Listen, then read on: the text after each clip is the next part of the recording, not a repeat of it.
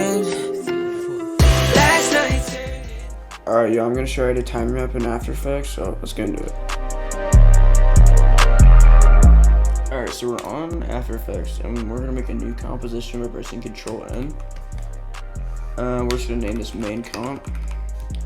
And then 1920 by 1080 is usually where you're gonna be editing on, and also make sure you're editing 24 FPS. And I like to drop my resolution down to third, so there's not as much lag when I'm editing. So press OK. And then to import anything, you're gonna press Control I, and then import whatever you want. I already got my song and my clips in here, so I'm just gonna drag my song into here. And you're gonna press L on your keyboard to show the waveforms. And I'm just gonna go through here, and I'm gonna find what I wanted the clip to start here.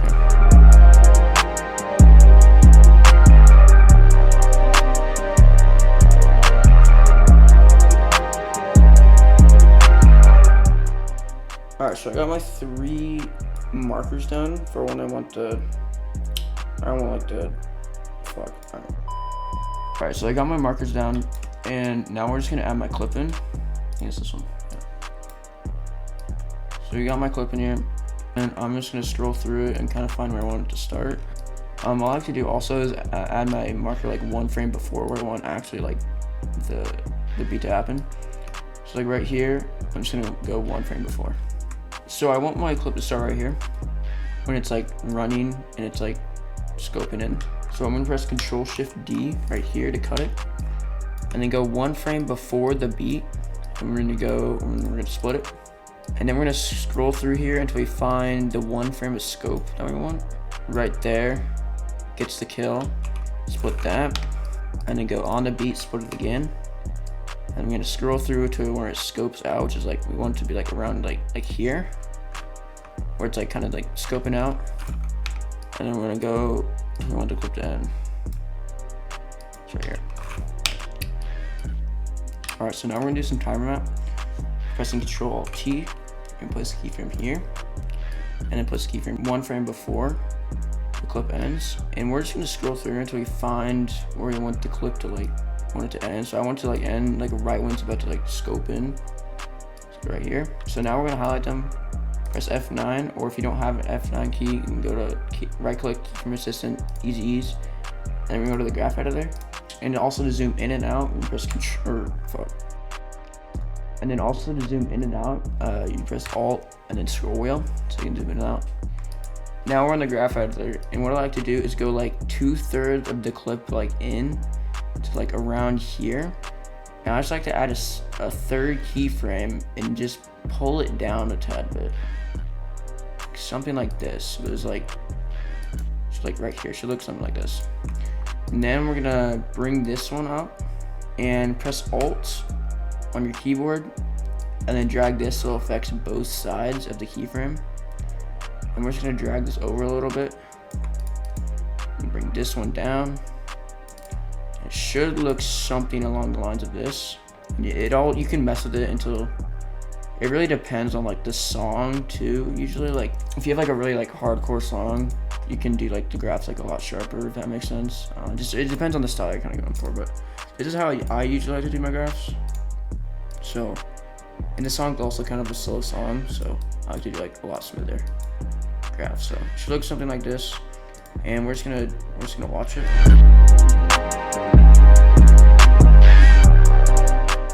All right, so I think that looks good.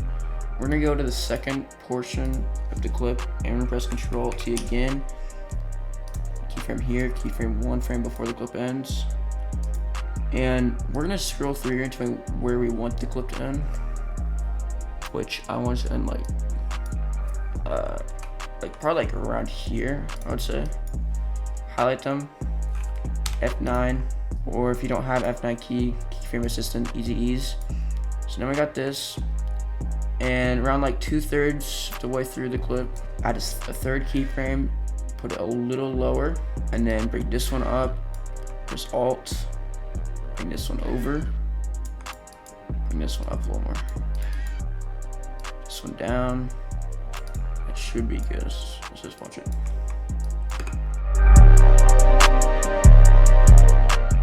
Alright, that looks a little sharp in my opinion, so we're gonna bring, looks like there's like too much movement, I'm gonna bring this one down a little bit.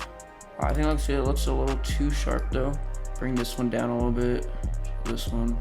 Alright, I think that looks good. Alright, so now we're gonna do a cinematic. We're gonna drop our cine here. And remember to import anything, just press Control I and then pick what you want to import. And we're gonna hide these keyframes by pressing U. And also you can show the keyframes by pressing U too. So that's how you like hide and show the keyframes. Okay, I found the folder. Fuck, that took me so long. Alright, so you got our cine, press Control T. Not that. Control T. Scroll to where we want the clip to start. I want to start like right here. Go where I want the clip to end. Just like right here. And like that. So press Control Shift D to cut the rest of the clip. You also delete this keyframe on that too if you want, but I usually don't. Highlight them, F9, don't have that, keyframe assistant, easy ease. And then we're gonna go to the graph editor and we're just gonna go 2/3 into the clip. We're just gonna drag this one down a little bit. So we're just gonna bring this one up, Alt, bring this one over a little bit, and then this one down.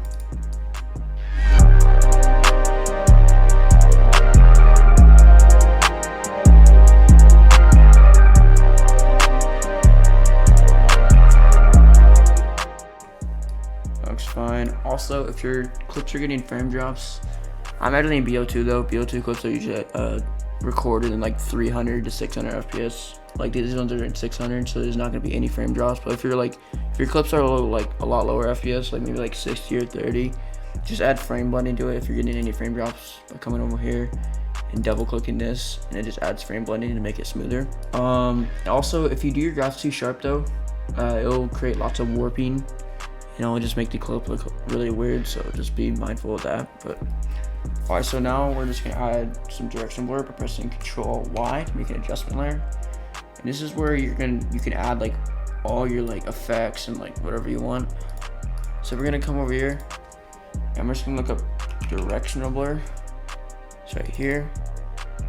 And we're gonna double click that, and then we're also gonna add motion tile. Double click that and add that. And make sure your motion tile is under the directional blur. And then you're gonna make the output width to like around like 200. I like to just press the same key twice, it's just easier. And then make sure mirror edges is on. And then we're gonna come down over here to directional blur, make the direction to 90. And I'll make it side to side instead of up and down. And then we're gonna go to where we want the clip to, like where the directional blur to happen. We're gonna put keyframe on blur length and bring this to about like 200. So I found looks the best. And then we're gonna go 2 frames back, and we're gonna set this to 0. And then we're gonna show the keyframes by pressing U, so you can see them. I'm gonna go 2 frames forward, change to 0. And then we're gonna highlight these, Control C, Control V to paste these values on wherever you want the clip to have direction blur. Fuck. Okay, so that should look good. So this is our final product. Alright, fuck.